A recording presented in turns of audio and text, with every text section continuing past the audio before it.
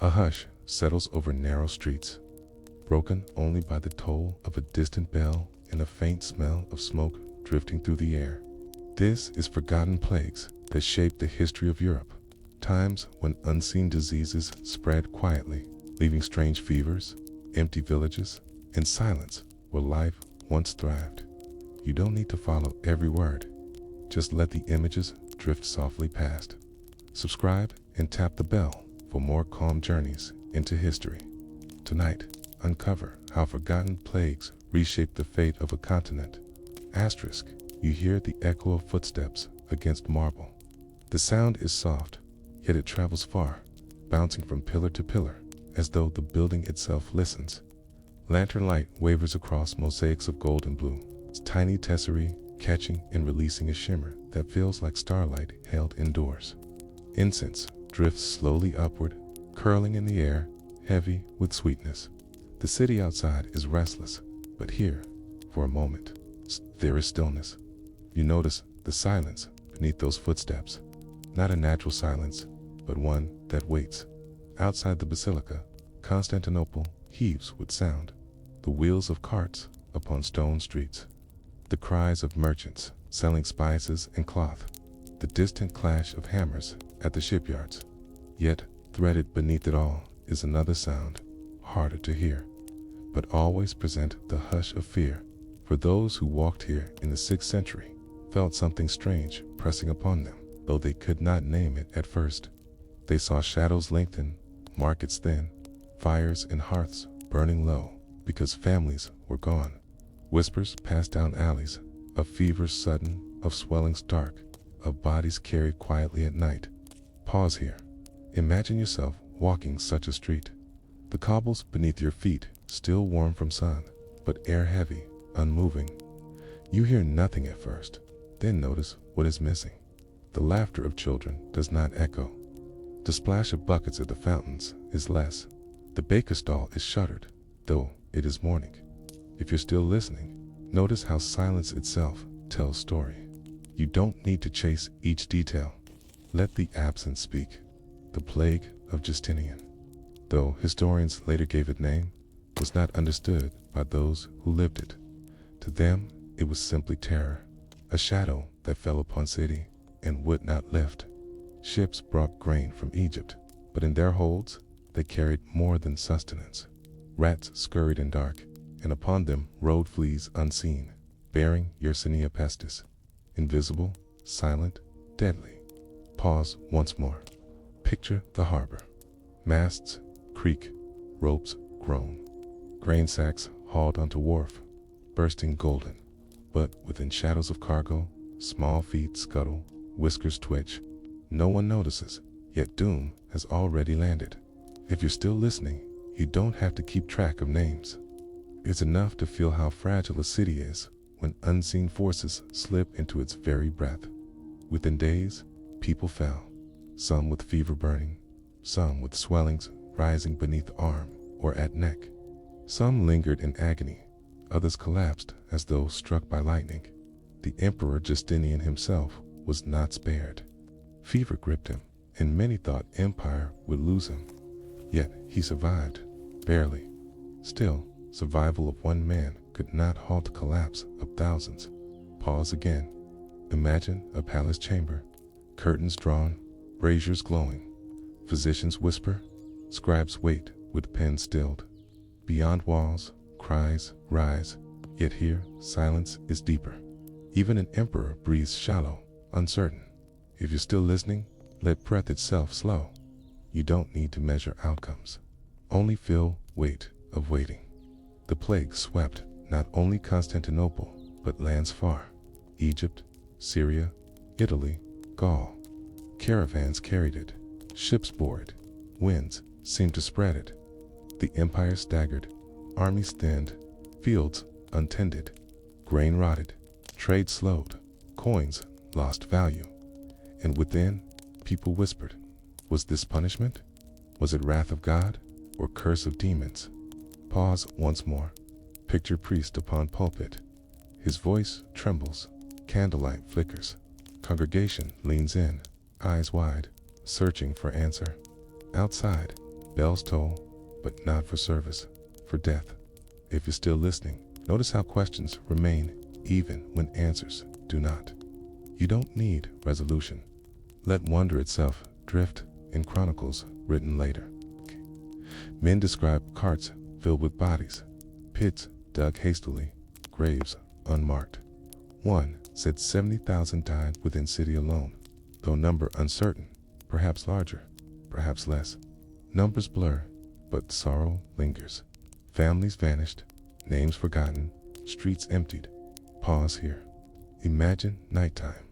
Torches flare as carts move. Wheels creak, hooves echo. Cloth-wrapped shapes slide into pits. Earth falls heavy. Then silence, heavier still. If you're still listening, notice how earth itself muffles sound. You don't need to recall figures. Let weight of silence rest. Yet plague did not end quickly. It returned again and again, wave upon wave, for 2 centuries. A child born in its time might see it vanish, then rise again when grown, as if ghost refusing to leave. And so a generation learned to live within shadow. Pause once more. Picture marketplace, half full. Merchants cautious, buyers hesitant. Coins change hands, but eyes watch warily. Beyond stalls, air feels thicker, as though carrying more than scent of spice. If you're still listening, you don't have to remember chronology. It's enough to sense rhythm appearing, retreating, returning. The plague of Justinian weakened empire deeply. Wars could not be waged with full strength. Borders strained. Dreams of reconquest faltered. And within, people grew used to sorrow, to uncertainty.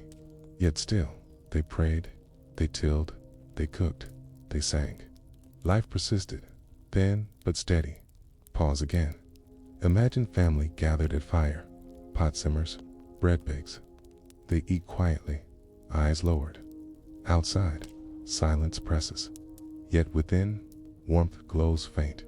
If you're still listening, notice how resilience itself soothes. You don't need to judge triumph or failure. Let persistence itself carry. And when finally the plague's last waves faded, centuries later, scars remained. Population smaller, economy weaker, memory haunted. Yet life moved on.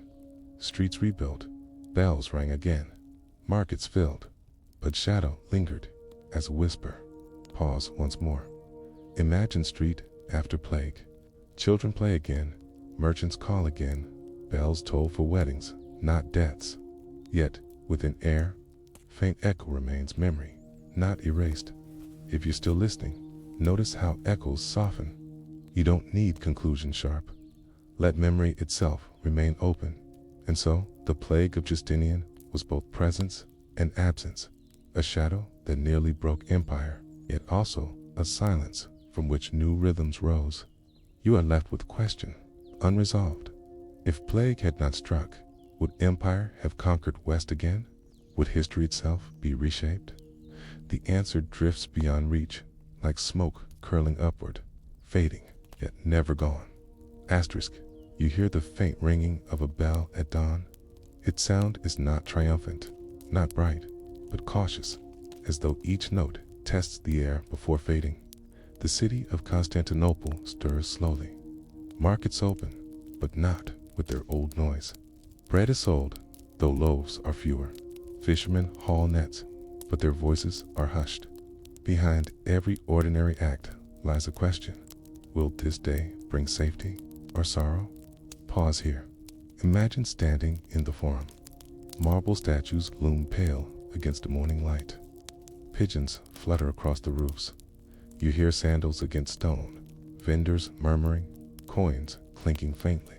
Yet beneath it all, there's a hush, as though even the city breathes lightly, afraid to disturb unseen powers. If you're still listening, notice how even ordinary scenes can feel weighted. You don't need to track every detail.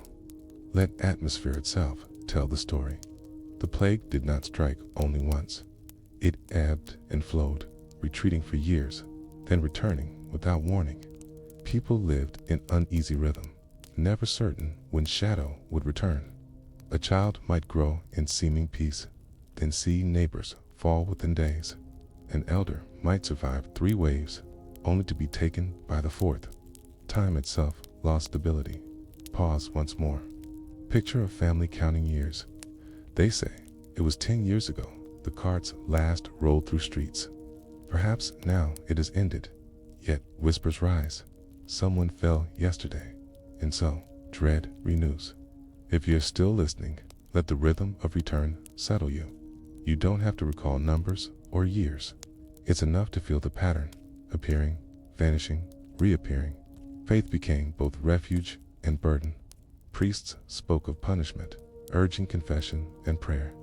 Churches filled, candles burned low. But when priests themselves fell, questions spread. Why would holy men die? Was no one spared? Some turned deeper to faith. Others drifted toward doubt. Pause again. Imagine service in basilica. Hundreds gather, incense thick. Voices chant low. Then silence, broken by cough. Eyes turn, fear quickens. The chant resumes, but slower.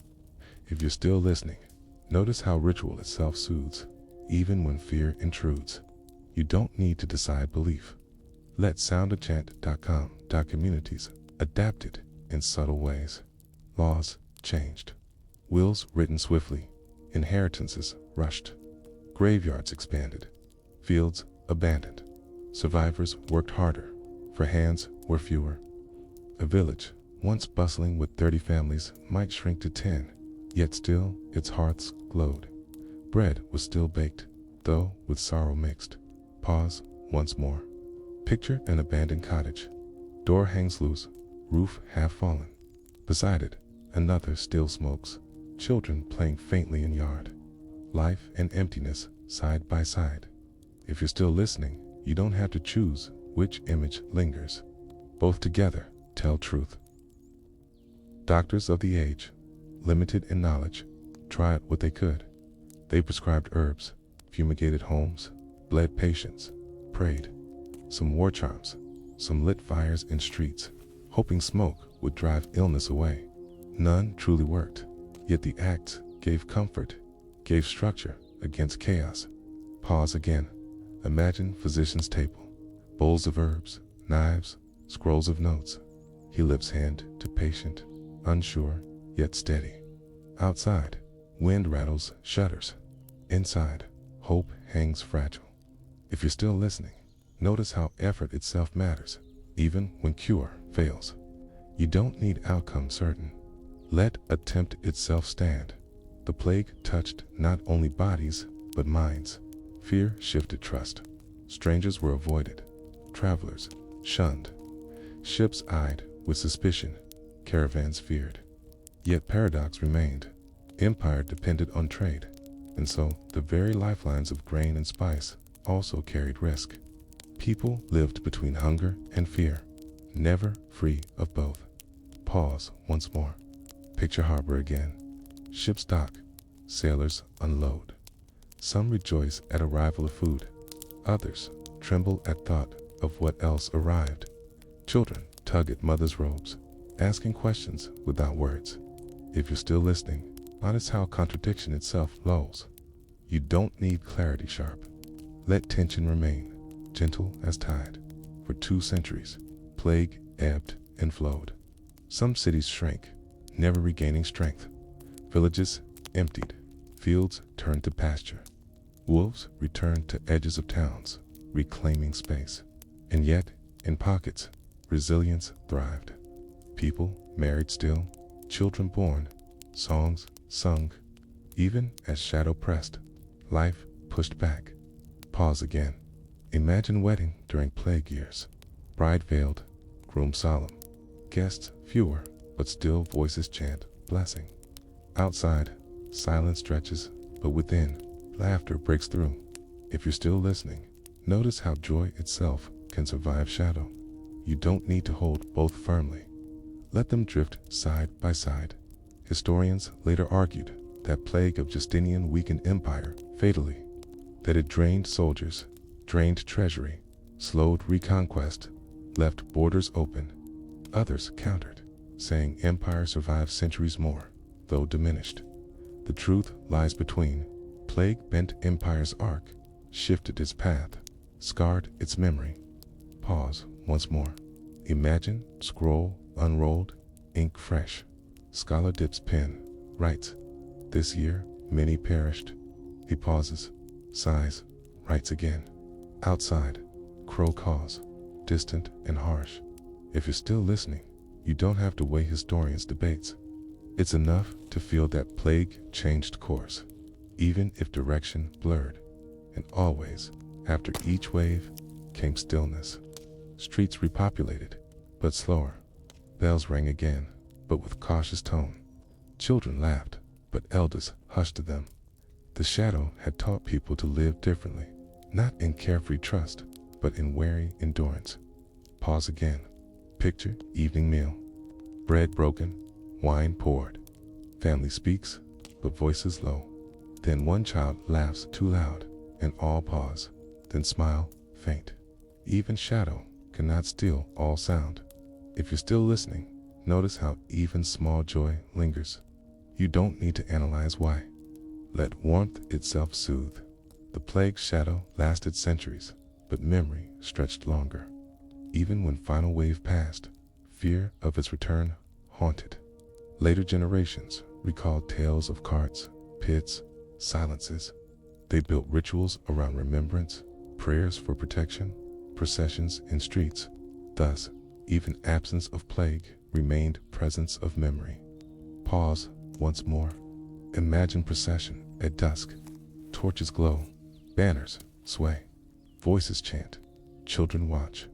No plague that year, yet memory walks with them. Shadow within firelight. If you're still listening, notice how memory itself can calm. You don't need plague itself. Let echo suffice. And so, living with shadow-shaped culture, shaped law, shaped faith, the plague did not merely kill. It taught endurance, patience, uncertainty, and you are left drifting with a question unresolved. Did empire bend because of plague, or would it have bent regardless? Did shadow only hasten decline, or carve path entirely new? The answer lies hidden, folded within silence of centuries. Asterisk, you hear the soft patter of rain upon tile roofs. Each drop falls steady, unhurried, like time itself slowed. Constantinople lies quieter now than in its glory. Markets return, but with fewer voices. Halls reopen, but with emptier benches. And yet, beneath the hush, life moves, slower, more cautious, but never gone. Pause here. Imagine walking through the hippodrome long after the worst years. Weeds curled between stone slabs where once crowds roared. Faded banners still hang, their colors dulled. A child runs across the empty space, her laughter then echoing strangely against silence. If you're still listening, notice how contrast itself soothes emptiness and presence together. You don't have to cling to detail. Let image float. By the time final waves of plague eased, the empire was no longer the same. Its armies smaller, its coffers strained, its dreams of reconquest dimmer. Yet the memory remained heavier than the loss itself. For memory shaped thought, faith, ritual. It whispered, nothing is secure. Not marble walls, not armies, not even emperors. Pause again. Picture priest writing sermon. His hand shakes as he dips quill. He writes, "The Lord humbles the proud." Outside, thunder murmurs. Inside, candle gutters. If you're still listening, you don't need to weigh theology. Let sense of fragility alone drift through. Generations born after still lived with shadow. Grandparents told tales of cards filled with dead, of silence so deep even bells dared not toll. Children listened, eyes wide, though plague itself gone. Its story walked with them, shaping how they saw a world. To live after such years was to carry echo, never fully fading. Pause once more. Imagine a winter hearth. Elders speak, children lean in. They describe black swellings, fever burning, Voices silenced. The children shiver, though fire glows warm. Memory becomes inheritance. If you're still listening, notice how stories themselves soothe, even when heavy. You don't have to picture every image. Let rhythm of telling come. Across empire, rituals grew. Processions wound through streets, even when no sickness near. Bells tolled for protection. Prayers whispered at dawn. Fast declared. Candles lit. Even when fields green and markets full, people walked as if shadow might return tomorrow. Pause again. Picture street lined with torches. Men and women walk barefoot, chanting. Children carry candles, wax dripping. The city glows faint, trembling. If you're still listening, you don't need to judge ritual. It's enough to feel how repetition steadies fear. Scholars, centuries later, looked back and called Justinian's plague the first great pandemic. They counted its toll, measured its span, debated its impact. Some said it killed half the empire, others less. Some argued it altered fate of Europe entirely. Others saw a decline already underway. But what mattered to those who lived was not debate, but survival. For them, plague was not statistic, but presence. Pause once more. Imagine scribe, centuries after. He copies old account, lips moving. He wonders if numbers true, but still, he writes. For memory itself must endure. If you're still listening, notice how preservation itself calms. You don't need precision, exact. Let continuity alone matter. In time, other plagues came. Centuries later, the Black Death swept Europe, deadlier still. Yet, echoes of Justinian's plague lingered, half remembered, half forgotten. Chronicles of later years spoke as though shadow had come before and might come again. People sensed the cycle, as though plague not anomaly, but rhythm of life itself. Pause again. Picture scholar of Middle Ages, candle low, reading old Greek text. He frowns, for words describe suffering eerily familiar. He sighs, sets pen down. Outside, wind presses against shutters, as though whispering that history repeats. If you're still listening, you don't need to carry weight of cycles. It's enough to feel how echoes drift. Even now, ruins of empire bear scars. Empty foundations where villages once stood, abandoned fields reclaimed by forest, coins discovered in soil, dropped by hands that never returned. These fragments whisper still. Archaeologists lift them gently, hold them to light, and sense shadow behind shine. Pause once more.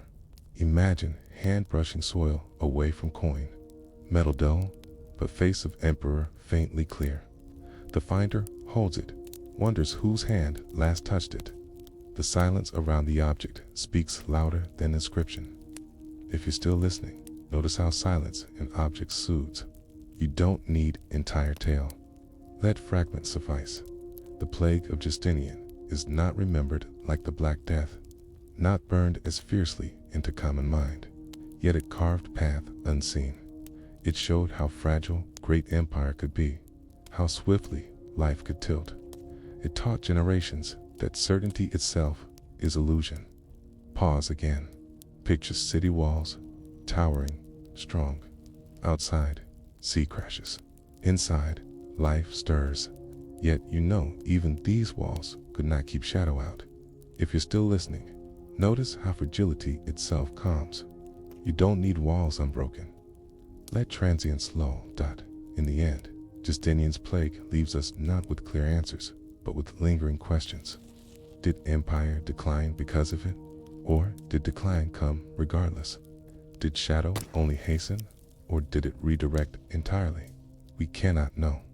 What remains is sensation, silence upon streets, fear in breath, persistence in hearts. Pause once more. Imagine closing a chronicle. Pages rustle, ink smells faint, candle sputters, room darkens. Beyond, city lies sleeping, carrying echoes still. If you're still listening, notice how unresolved endings soothe. You don't need closure sharp. Let openness hold you. And so, Memory of Justinian's plague drifts across centuries, not vivid like battles, not triumphant like conquest, but quieter like murmur carried in wind. A murmur that tells even empires tremble, even walls falter, yet still life goes on. You are left with a question, unresolved. If empire had not faced plague, would Europe's story be entirely different? Or was silence always waiting, written beneath the surface of time? The rain outside still falls, steady, endless, like history itself. Asterisk, you hear a door creak open against damp wood. The night beyond is heavy, summer air pressing thick against skin. Somewhere in the distance, dogs bark once, then fall silent. Within a timber-framed house, candles glow low, their light trembling upon plaster walls. You hear the scrape of a chair moved quickly, hurriedly. A man breathes ragged, whispers to his wife that he feels heat rising, too sudden, too fierce. She touches his brow and recoils, for his skin is burning though the air is cool. Pause here. Imagine standing in that room. You see sweat beating upon his skin, running down in streams, soaking linen. His hands tremble. His breath comes fast. Within an hour, he can no longer stand. Within a day, he may no longer speak. If you're still listening, notice how you don't need to follow every symptom. It's enough to feel the press of heat, the weight of fear in silence. This was the sweating sickness, a plague unlike others. It's one that haunted England and Europe in the late 15th and 16th centuries. Its hallmark was speed. A man healthy at dawn might be buried by dusk. It came in waves, striking with suddenness, then vanishing for years, only to return. To those who lived beneath its shadow, it was terror incarnate, precisely because it moved so swiftly, so mysteriously. Pause again. Picture a market in London, midsummer. Merchants call, apprentices carry wares. The air is thick with the scent of fish, of leather, of horses sweating in heat. Then, suddenly, one man sways, staggers, collapses. His friends rush to him, but within hours, he is gone. The market continues, quieter, watching each other with dread. If you're still listening, notice how suddenness itself unsettles and soothes as story drifts. You don't need to hold on to detail. Let atmosphere pass like warm wind. Unlike the bubonic plague, the sweating sickness did not linger long upon the body. Its victims were taken by waves of heat, of sweat, of overwhelming thirst, followed by exhaustion so deep it left them barely able to speak. Death often came within a single day. Some recovered, but recovery was uncertain, as sudden as the sickness itself. Physicians of the time, unknowing of viruses or microbes, could not explain. They advised cool rooms, light bedding, avoidance of fear, but remedies rarely worked. Pause once more. Imagine physician's chamber. Windows thrown open tonight, herbs strewn upon table, pages of advice scattered. He leans over a patient, whispering prayers, yet feels helpless. Outside, owls call. Inside, sweat drips from brow to pillow. If you're still listening, you don't have to keep remedies in mind. It's enough to feel futility and endurance. The sickness first appeared in 1485, the year Henry Tudor seized the throne at Bosworth. Some whispered it came with his soldiers, spreading through London as victory was celebrated. The timing linked plague with politics, fear with crown. People muttered that the new king's triumph had been shadowed by curse. Pause again. Picture Coronation Hall.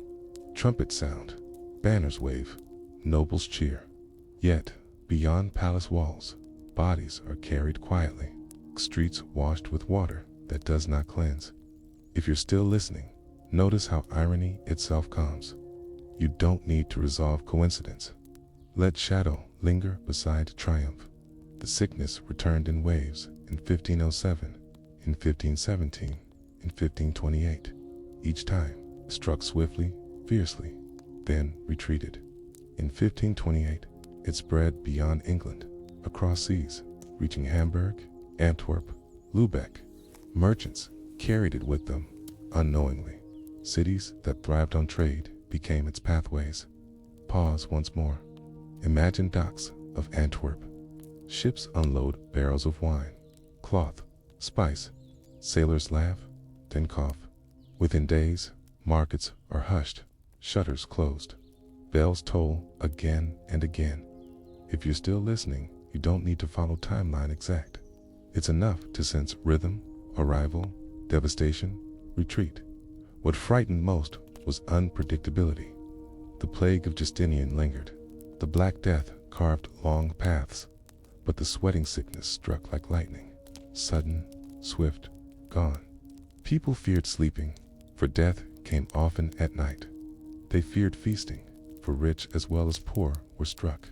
Nobles, courtiers, scholars, none were spared. Pause again. Picture a banquet hall, music playing, gold cups lifted, laughter rising. Then, hours later, silence falls. Beds crowded with sweating figures. Songs stilled. If you're still listening, you don't have to remember names of nobles lost. It's enough to feel how fear moved from richest to poorest alike. Henry VIII himself fled London when plague returned, moving court swiftly to countryside. He carried with him terror of contagion, shifting chambers, avoiding large gatherings. The sickness haunted him as deeply as it haunted peasants, for it seemed to strike without reason, without cure. Pause once more. Imagine royal caravan, horses snorting, wagons rolling fast, palaces abandoned, doors locked. Courtiers whisper that king fears sweat more than enemies. If you're still listening, notice how fear equalizes. You don't need to weigh kings or commoners. Let shared vulnerability ease. The sweating sickness faded after mid-16th century. Its last great outbreak was 1551. Then it vanished, leaving only memory. Some thought it a punishment, others a miasma of foul air. Modern scholars debate still. Perhaps a hantavirus, perhaps influenza, unknown. The truth remains mystery. What lingers is sense of fragility, of summer nights filled with dread, of health snatched away in hours. Pause again. Imagine twilight upon London. Air still, river sluggish, bells tolling softly. People close shutters, whisper prayers. Within houses, candles burn low, sweat drips, silence waits. If you're still listening, you don't have to seek answer. It's enough to feel how mystery itself soothes. The sweating sickness never earned the fame of the Black Death. Yet its shadow stretched deep. It altered courts, unsettled kings, terrified cities. And though it left no clear mark upon demography, it left mark upon memory of suddenness, of helplessness, a fear that arrived in heat of night. Pause once more. Imagine walking narrow London lane long after plague ended. Children laugh, markets thrive, yet elders still whisper, beware the sweat. If you're still listening, notice how echoes themselves calm. You don't need plague itself. Let memory suffice, and you are left with a question, unresolved. Why did it vanish? Did air itself change? Did world shift? Or did shadow simply retreat to wait? No one can say. The silence of centuries offers no answer, only hush, steady as breath and sleep. Asterisk, you hear a faint scratching at a door. A hand trembles against a latch, unsure whether to open. The street outside is quiet, far too quiet for a summer evening in Tudor London. The air is warm, heavy, pressing close, yet no laughter drifts from taverns, no shouts from markets. Doors are bolted, shutters drawn, candles burn behind glass, their glow flickering like wary eyes. Pause here. Imagine yourself walking that lane. You hear your own steps upon cobblestones, but no one else. The smell of wood smoke hangs, but fainter than usual. A cat darts across, vanishing into shadow. Silence folds in as though city itself holds its breath. If you're still listening, notice how absence itself carries weight. You don't need to track each detail. Let stillness press gently, like a blanket drawn over. When sweating sickness returned, fear spread faster than fever. People learned to read air itself, wondering if warmth carried doom. They avoided gatherings, fled to countryside, left homes abandoned. Yet the sickness followed, swift, unpredictable, striking village as easily as city. Pause again. Picture a family leaving London, carts piled high, children drowsy, oxen pulling slow. Behind them, church bells toll. Ahead, countryside waits, fields golden, sky wide. Yet safety is never certain. If you're still listening, you don't have to weigh distance. It's enough to feel how fear clings wherever path leads. Coping meant adapting rituals. Physiciansadvice.com, where they believed fear itself worsened sweat. Patients were left in cool rooms, lightly covered, forbidden heavy blankets. Food was simple: drink water. Families whispered prayers, lit candles, hung charms at doors. Some wore amulets of angelic script, others burned herbs to cleanse air. None knew what worked, but action itself soothed. Pause once more. Imagine a chamber at night, windows open to breeze, bed sheets damp with sweat. Beside the bed, a charm carved in wood hangs. On the table, bowl of sage smolders. Wife sits quietly, whispering prayer, though eyes are weary.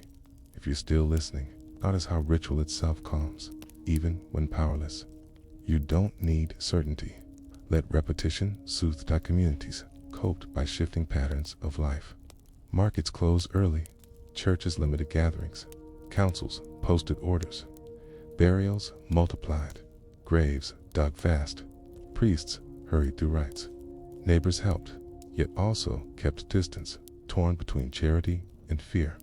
The world grew narrower, smaller, as people lived behind doors, waiting for shadow to pass. Pause again. Picture a churchyard, fresh earth piled high, spades leaning against wall. A priest mutters words swiftly, hands trembling. Behind him, mourners stand apart, faces half turned away. If you're still listening, you don't have to count the graves. It's enough to feel weight of earth. Among nobility, fear was no less sharp. The sickness struck courtiers, swept through palaces. Henry VIII, though powerful, moved court repeatedly, never trusting place too long. He commanded physicians to advise, but none could explain. He lived in rhythm of flight, always watching for sign of sweat. Pause once more. Imagine palace corridors hurried, tapestries torn down, servants rushing, horses saddled, carts loaded. Within an hour, king departs, leaving chambers empty. Silent. If you're still listening, notice how even palaces could not shield. You don't need to judge kings. Let common fear bridge distance. Ordinary people sought meaning. Some said sickness came with foul air, miasmas rising in heat. Others blamed sin, punishment from heaven. Still others whispered of foreign origin, disease carried from abroad. None could prove, all could only endure. Meaning shifted with each telling, but fear remained the same. Pause again. Picture a tavern shuttered, but voices whisper within. One man says it comes from waters, another says from stars, a third says it is wrath of God. They fall silent, listening to sound of cough outside, then blow out candle. If you're still listening, notice how uncertainty itself soothes. You don't need answers sharp. Let questions linger. Coping also meant turning to memory. Families told of past waves, reminding children that sickness came, then went. Elders spoke of times when life seemed certain again, when bells rang for weddings, not funerals. Hope, faint but steady, became survival's anchor. Pause once more. Imagine grandmother speaking by hearth. She says, "It passed before, it will pass again." Children listen, eyes wide, fear softened by her voice. Outside, the night is warm, still heavy, but inside, hope glimmers faint. If you're still listening, notice how memory itself comforts. You don't have to know when end comes. It's enough to trust that endings exist. Trade faltered during outbreaks. Ships avoided harbors. Merchants shuttered stalls. But when plague passed, life resumed quickly, as though city exhaled. Bells rang louder. Taverns opened. Markets swelled. Joy surged, fragile but fierce. For those who survived, relief was as sharp as grief. Pause again. Picture London after wave. Streets fill again. Children laugh. Musicians play. Flags unfurl from windows. Bread ovens burn hot. Yet beneath joy lies caution, for memory of sweat lingers. If you're still listening, notice how joy itself soothes. You don't need to hold contrast tightly. Let it drift between laughter and hush. Over time, people accepted that sweating sickness was part of life's rhythm. They feared it, fled it, but also adapted to it. They learned to cherish moments between waves, to celebrate years of peace, knowing shadow might return. Survival meant not denial, but endurance. Pause once more. Imagine evening feast in countryside. Tables filled, candles glowing, laughter rings, cups raised. For tonight, there is no sweat. Tomorrow may change, but tonight, joy reigns. If you're still listening, notice how present itself soothes. You don't have to seek beyond. Let moment be enough. By mid-16th century, sweating sickness faded. Its last great outbreak in 1551 terrified, then ended, leaving silence behind. People whispered of it for decades, but no new waves came. Some thanked heaven, others wondered if world itself had shifted.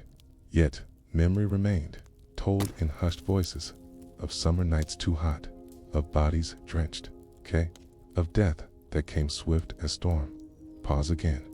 Picture elder in late century, speaking to grandchild. When I was young, sweat came and took many, but you will not know it. The child listens, puzzled, unable to imagine. Memory begins to fade, yet shadow still drifts. If you're still listening, notice how fading itself comes. You don't need plague present. Let echo suffice. And so, coping with sweating sickness was never cured, never triumph, but endurance. People lit candles, whispered prayers, fled, returned, lived. They accepted that shadow moved without reason, and that survival meant patience. You are left drifting with question unresolved.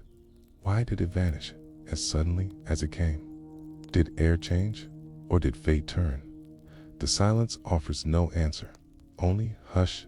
Asterisk, you hear the rustle of parchment as a clerk copies a record in careful hand. The ink glistens faintly in candlelight. His quill pauses often, for the memory is heavy, though the sickness itself has passed. Outside, the streets of Tudor London stir with new noise, markets fuller, bells louder, taverns alive again. And yet, as he writes, the silence of past summers lingers like a ghost between his lines. Pause here. Imagine sitting beside him. You hear the quill scratch, smell the ink sharp, feel the warmth of candle flame. But between each scratch, you sense another sound, a hush, as though the city itself remembers what it has lost. If you're still listening, notice how memory itself soothes. You don't need every fact. Let rhythm of quill steady you. The last great wave of sweating sickness came in 1551. In weeks, it took hundreds, perhaps thousands. Then it was gone. Physicians recorded, preachers warned, families grieved. But when silence followed, people waited, expecting its return. Years passed, then decades. At last, the whisper faded. Perhaps it was over. Perhaps the shadow had retreated forever. Pause again. Picture a summer morning decades later. Sun bright, river glittering, boats crowding Thames. Children run a long lane, mothers laugh, fathers work. No one fears sudden sweat, yet elders, sitting in shade, still glance at sky, remembering. If you're still listening, notice how absence itself lingers.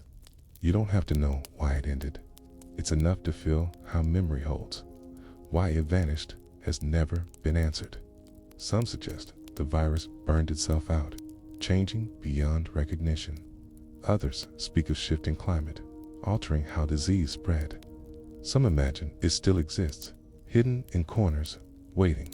The truth lies buried. What remained was not sickness itself, but the way its shadow altered thought. Pause once more.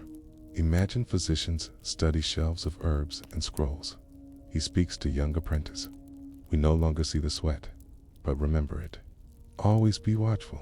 His words hang in air, heavy as incense. If you're still listening, you don't need to weigh theories. It's enough to sense mystery unsolved. For kings, the sweat had been more than sickness. It disrupted courts, scattered councils, reshaped politics. When Henry VIII fled palaces, decisions delayed, power shifted. Nobles feared gatherings, ambassadors delayed treaties. Even marriage plans were altered, for who could host feasts when death might intrude? The sweat's unpredictability shaped choices, subtle yet lasting. Pause again. Picture a court chamber, emptied. Tapestries hang still, chairs unfilled, documents left upon table. Outside, servants hurry, preparing flight. The air holds both dust and dread. If you're still listening, notice how emptiness itself tells a story. You don't need names of treaties. Let silence of chamber suffice. In households, memory of sweat lingered in rituals. Families kept windows wide in summer, fearing stale air. Some avoided heavy bedding, recalling physicians' warnings. Mothers hushed children from running too hot, whispering, "Beware the sweat." Even in absence, it guided behavior, a ghost written into daily life. Pause once more. Imagine summer evening. A child runs laughing, face red. Mother pulls him inside, douses his head with cool water, muttering. The child does not understand, but shadow of past lingers in gesture. If you're still listening, notice how echoes shape habits. You don't need full knowledge. Let fragments guide. Writers recorded it, but often briefly, as though uncertain how to grasp it. Unlike the Black Death, which carved vast scars, the sweating sickness left fewer chronicles. It came too quickly, too strangely. Its legacy was more fear than number, and so it became half forgotten, mentioned in whispers, remembered by scholars, but fading from common talk. Pause again. Picture a library centuries later, dust thick upon shelves, volumes waiting. A scholar opens one, finds passage in 1551. Many perished of sweat. He frowns, curious, but page is short. Memory thins. If you're still listening, notice how faintness itself comes. You don't need full story. Let fragments soothe, and yet its mystery endured. Historians argue still, was it influenza, hantavirus, another unknown? Each theory suggests, none concludes. The sickness resists naming, as if determined to remain ghostly. Perhaps that is its true mark, not its toll, but its elusiveness. Pause once more. Imagine fog drifting across a river. You see shapes within, then lose them. You strain to find outline, but fog swallows. That is how the sweat remains, half seen, half lost. If you're still listening, you don't have to chase clarity. It's enough to drift in mist. The sweat left culture shaped by caution. Tudor England learned that life could end in hours. Nobles feared, commoners feared, kings feared. And though plague passed, the habit of dread endured, woven into prayers, into architecture, into politics. Its vanishing was not relief alone, but unease. If it could arrive so suddenly, why not return? Pause again. Picture church at dusk. Candles lit, voices chanting. They sing of thanks, but beneath words is tone of watchfulness, as though listening for footsteps of shadow not yet gone. If you're still listening, notice how watchfulness itself soothes. You don't need to know outcome. Let readiness calm in time. The sweating sickness was remembered less by name than by sensation. The heat in the night, the damp sheets, the sudden collapse. Families told children, beware fevers in summer. Physicians wrote vague notes, but history drifted past, carrying larger plagues into memory, leaving the sweat like faint echo behind louder drums. Pause once more. Imagine standing in quiet archive. The shelves are full, but you search and find little. A page here, a mention there. The silence between records is louder than the records themselves. If you're still listening, notice how silence itself can be history. You don't need endless detail. Let gaps speak, and you are left with question. Unresolved. Why did the sweating sickness choose England, strike nobles, vanish forever? Was it fate, or chance, or mystery beyond grasp? The answer remains hidden, folded into silence of centuries. The rain outside has stopped. The air is heavy, still, but the silence holds you steady, okay? Like a cloak around your shoulders. Asterisk, you hear it first in the hush of an empty field. The wind rattles dry stalks, brittle and pale beneath a gray sky. The soil lies cracked, thirsty, unyielding. No plow can persuade it. No prayer can soften it. You feel the air heavy with silence, broken only by crows circling above, their cries hollow. This is not silence of peace, but silence of hunger. Pause here. Imagine standing in that field. You smell earth gone sour. You touch stalks that crumble like dust. The horizon itself seems distant, as though land has retreated. If you're still listening, you don't have to carry each fact. Let the quiet of field steady you. The years 1315 to 1317 brought Europe into its knees of hunger. Rain came when not needed. Cold settled when warmth was due. Crops failed. Harvests shrank. Granaries emptied. People faced hunger, not as season, but as shadows stretching across years. This shadow was famine, and with famine came fevers. For when bodies starved, strength faltered, sickness entered. Pause again. Picture a village. The well is crowded, but no joy surrounds it. Mothers draw water, faces hollow. Children sit by hearth with little to eat. Bread is dark, coarse, mixed with husks. You hear coughs, faint but persistent. You see lips pale. Hunger is written not just on tables, but in skin and breath. If you're still listening, notice how hunger itself leaves sound. You don't have to hold the dates. Just feel weight of silence. Chroniclers spoke of famine, fevers, of pestilence following want. Malnutrition left people weakened, open to illness. Typhoid, dysentery, strange fevers, unnamed. All moved more easily when bodies starved and waters fouled. Children died first, then elders, then strong among middle years. The pattern was not clean, not orderly, but it carved villages. Pause once more.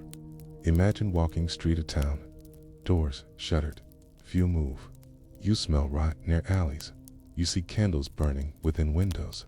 Each candle marks house where illness has entered. Bells toll more often, their sound dull through rain. If you're still listening, let sound of bell guide you. You don't need to follow witch fever. Let tolling soothe in monasteries. Monks recorded how brethren fell ill after thin meals. They spoke of fevers spreading after long fasts. Even holy men were not spared, their prayers heavy with hunger. In Chronicles, one phrase repeats, death came with want. It was not pestilence alone, not famine alone, but union of both, one hand guiding the other. Pause again. Picture monastery hall, long tables bare, bowls half filled, brothers bent in prayer. Some cough, some faint, others continue chants, voices thin, candlelight flickers, wax runs low. If you're still listening, notice how even chants falter. You don't need to memorize names. Let echo of prayer soften you. For those who endured, memory of famine, fevers lingered. Families remembered children lost, not to swords, but to hunger, followed by heat. Communities told stories of winters when bark was eaten, of summers when bodies thinned. And within those stories lay fevers, unnamed but feared. They reminded all that when food fails, health fails. Pause once more. Imagine hearth at night, family close, telling younger ones of famine. They describe bread stretched thin, of neighbors gone. Younger ones, listen, why I died. Fire crackles, but shadow of memory chills. If you're still listening, notice how memory itself carries weight. You don't have to grasp scale. Let image of hearth suffice. Historians later traced records, noting famine-reduced populations before plague struck decades later. The Black Death found ground already weakened, bodies less resistant. In this way, famine, fevers shaped stage upon which later pestilence performed. Silent, subtle, but crucial. Pause again. Picture empty cradle by bed, straw thin. Outside, rain falls heavy, pounding roof. A mother stares at cradle, hands folded. She whispers prayer, though she knows answer may not come. If you're still listening, you don't have to feel sorrow fully. It's enough to sense quiet persistence of life. Hunger was not just lack of food, but lack of warmth, of strength, of resilience. Fevers that followed were voices of bodies too tired to resist. Villages adapted as they could. They ate roots, bark, even cats or dogs in desperation. They shared little when they had, but often none could give. And in that thinness, illness flourished. Pause once more. Imagine stew pot boiling with bitter herbs, roots gathered from woods. Family sips, faces grim, but they endure. Each swallow is survival, even if fever waits. If you're still listening, notice how survival itself soothes. You don't need to track illness names. That sound of simmering pot guide you. The famine fevers were not spectacular. Not like plague with swollen buboes, not like sweat with sudden collapse. They were quiet, creeping, tied to hunger. They killed slowly, then quickly, then left silence. Their memory faded faster, overshadowed by greater plagues. But for those years, they were burden heavy as any. Pause again. Picture Market Square, stalls empty. Traders stand idle, voices low, once loud bargaining gone. A child tugs at mother's skirt, whispers for bread. She shakes head. Square echoes with absence. If you're still listening, notice how absence itself speaks. You don't need to list prices. Let emptiness tell story. Climate to played role. Those years fell within what scholars call the Little Ice Age, when seasons shifted, rains heavier, summers colder, crops suffered, soils drowned, then dried. Hunger came not by war alone, but by sky itself. In this way, famine and fever were written not just by man, but by earth and air. Pause once more. Imagine sky heavy with clouds, rain falling for days. River swells, fields drown. Farmers stand watching, powerless. Their silence is as heavy as rain. If you're still listening, let rain's rhythm calm you. You don't need to know, 'cause let weight of skies soothe. And so, famine fevers shaped Europe quietly. They taught fear of weather, reverence for harvest, memory of hunger. They left no grand monuments, no single date, but their shadows stretched across generations. Even centuries later, families remembered years when fields betrayed them. Pause again. Picture traveler pausing by roadside, listening to elder tell of famine past. Elder's voice low, steady, repeating memory learned from father. Traveler nods, though story is older than both. Memory travels by voice, as steady as wind. If you're still listening, you don't have to follow every word. Let cadence of elder's tone guide you, and you are left with quiet questions. If famine could strip food, if fevers could follow hunger, how fragile is life when sky itself turns? Could it happen again, in another age, beneath another sky? The question drifts, unresolved, into silence of fields. The quill of chronicler still scratches. The wind still rattles stalks. The silence of hunger remains. Even when bell of memory tolls faint, asterisk, you hear the echo of hooves against wet cobblestones. slow and tired. Rain drips from rooftops, gutters overflow, and the air carries dampness like a cloak. You notice the faces of those who pass, hollow cheeks, lips pale, eyes dulled by weariness. It is a town alive, but not with vigor alive, only with the hushed shuffle of survival. Pause here. Imagine standing in that street. The smell of wet wool surrounds you. Smoke curls from chimneys, yet faint, for wood is scarce. Every detail is subdued, as though even colors are weary. If you're still listening, you don't need to remember every fact. Let the sound of hooves soften your thoughts. The famine fevers that followed the Great Famine reached deep into towns. Urban life, once tied to trade and crafts, depended on steady inflows of grain from countryside. When fields drowned or froze, wagons arrived empty, markets fell silent, and as bread thinned, so too did health. Towns were dense, close, fragile.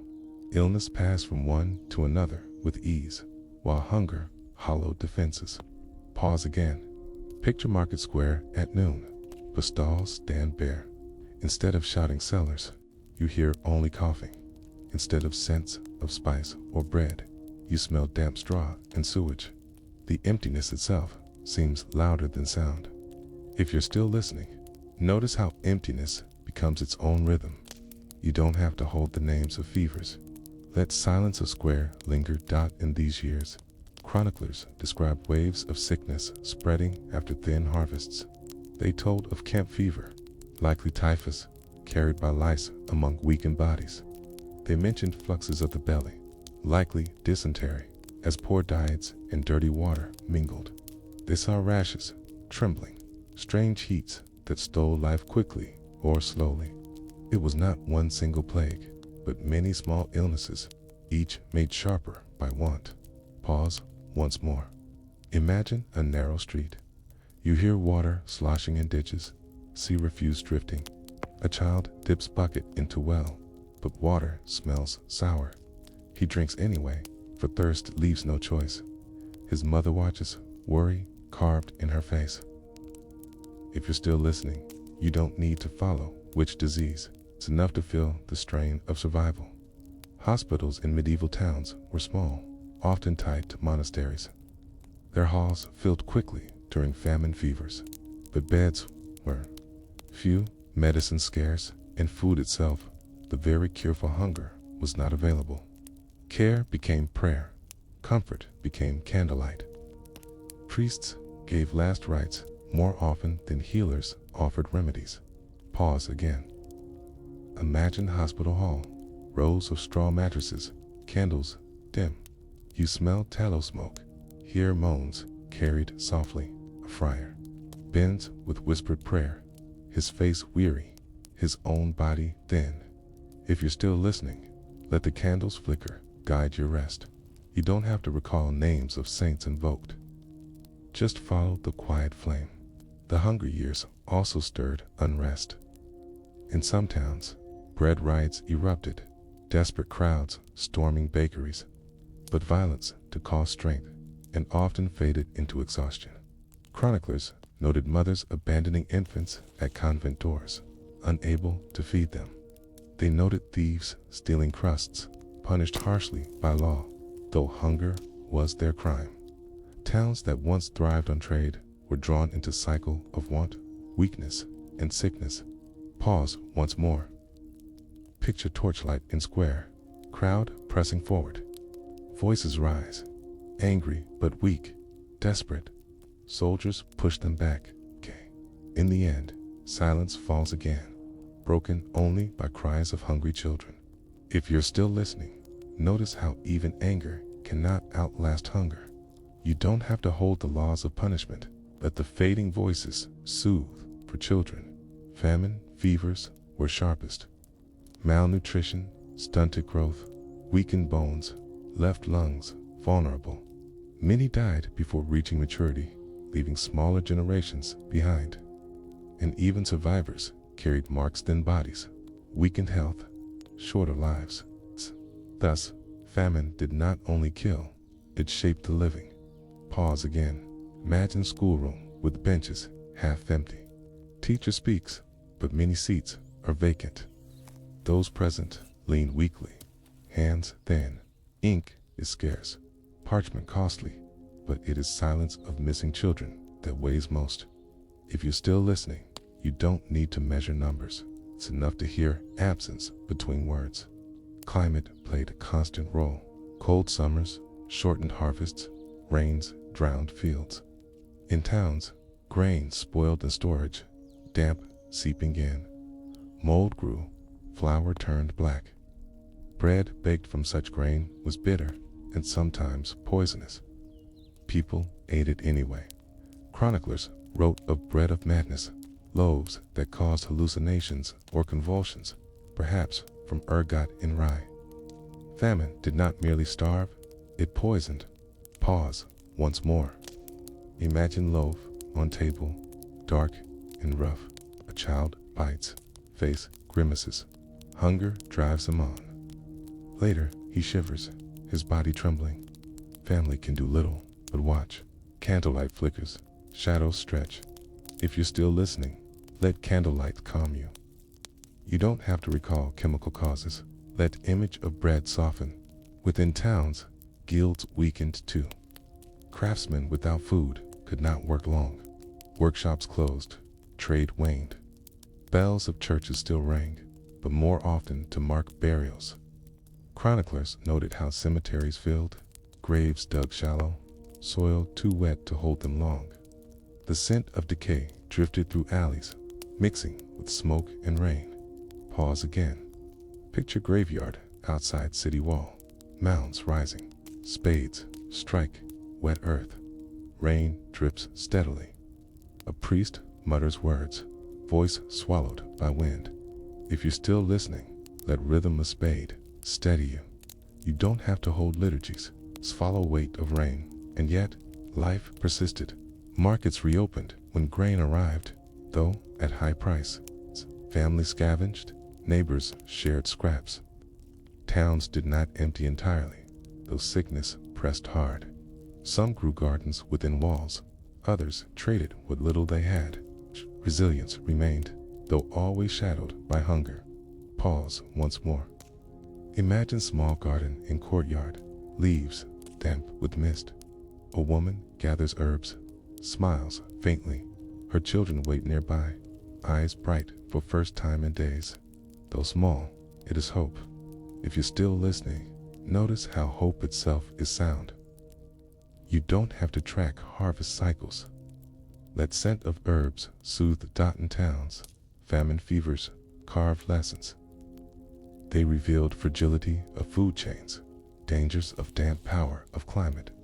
They showed how hunger turned walls porous, letting fevers flow, and they left mark on memory, shaping fears for decades. When plague arrived later, fear rekindled quickly as memories of famine returned. Pause again. Picture elder telling tale to grandchildren of hunger years. His voice low, steady. Children, listen. Silent, eyes wide. Outside, wind rattles, shudders, echoing memory with present. If you're still listening, you don't have to hold sequence of years. Let elders' tone carry you. And so, famine fevers in towns revealed another truth. Cities meant to gather strength could also gather weakness. Walls kept out raiders, but not damp, not hunger, not lice or spoiled grain. Within those walls, sickness spread faster, deeper. Towns survived, but not unchanged. Pause once more. Imagine city gate at dusk. Torches burn dim. Travelers enter, faces weary, carts near empty. Watchman nods, though he knows goods are few. Behind him, fields lie sodden, thin. Town waits, half hopeful, half fearful. If you're still listening, let image of gate guide you. You don't need to recall every town's fate. Just sense stillness between torch flames, and you are left with a soft question. If walls protect, yet cannot shield from hunger, what safety truly exists? Is there refuge from sky itself? The question drifts like mist, lingering without answer. The hooves fade. The rain lingers. The silence of towns weakened by hunger stretches on, merging into haze of memory. Asterisk, you hear the toll of a church bell in damp air. Its sound is heavy, resonant, then swallowed quickly by fog. You feel moisture settling on your skin, as if even the air itself has grown tired of carrying weight. The streets are quieter now. Sickness has passed its fiercest waves, yet its memory remains, like footprints pressed deep in mud that never fully dry. Pause here, let the bells echo linger. You don't need to hold the names of years, only the rhythm of sound fading into mist. If you're still listening, notice how time slows with each ring, how silence folds in between. The famine fevers left marks not only in bodies, but in culture, faith, and thought. Chroniclers wrote of them not as single tragedies, but as layers of weakness. Priests saw dwindling congregations, their voices echoing across empty pews. Craftsmen carved fewer works. Painters mixed thinner colors. Songs of the time grew mournful, full of lament. Yet these memories shaped how later generations saw the world: fragile, fleeting, easily undone by sky, rain, and hunger. Pause again. Picture a manuscript on wooden desk, parchment smelling faintly of animal skin. Quill scratches slowly. A monk bends over lines, recording tales of hunger and fever. Candle drips wax down its holder. Outside, rain taps against leaded glass. If you're still listening, you don't have to remember every scribe's name. Just hear the scratch of quill. Artboard traces too. Some churches painted frescoes of famine years, figures bent thin, bread scarce. Others depicted allegories, death walking with scythe, or time holding hourglass. These images reminded viewers of vulnerability, yet also of endurance. In them, hunger became lesson, carved into walls and minds. Pause once more. Imagine entering small chapel. Walls glow with painted saints, yet behind them you glimpse pale faces of the hungry, etched centuries before. Candles flicker, illuminating faded pigments. Scent of incense lingers. Silence hangs between prayer and memory. If you're still listening, let the flicker of candles soothe you. You don't need to interpret every figure. Let shadows of paint soften. Faith itself shifted in famine's wake. Many saw hunger and fevers as divine judgment, punishment for sins. Others sought comfort in saints, praying for protection from illness. Processions wound through streets, carrying relics, chanting hymns. The act of walking together, of lifting voices, became remedy for despair. Yet some also grew doubtful, questioning why suffering fell so harshly. Seeds of skepticism stirred, though faint, carried quietly through whispers. Pause again.